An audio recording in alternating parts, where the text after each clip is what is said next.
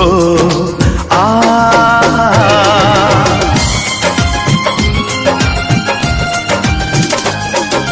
पतझड़ होए बहे पुरवैया कोयलिया के बोली,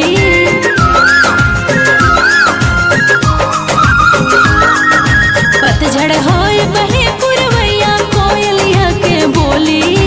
पियर फूल फुलाइल सरसों खेले आँख में चोली। हमके ले जा, हमके ले जा पिया अपना गाँव में, तोहके राखब अजरवा के छाँव में। हाँ, हमके ले जा पिया अपना गाँव में, तोहके राखब अजरवा के छाँव में।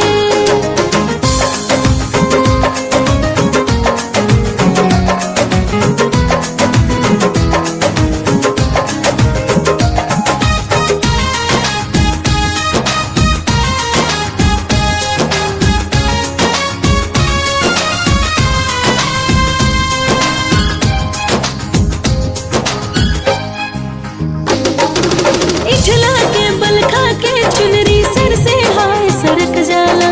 पिया मिलन के आस में कंगना खन से कबो खनक जाला। होठ के लाली माथ के बिंदिया किया मिया सगावेला। कैले बा सिंगारी वनो ऐना हाल बतावेला। पायल छन की, पायल छन की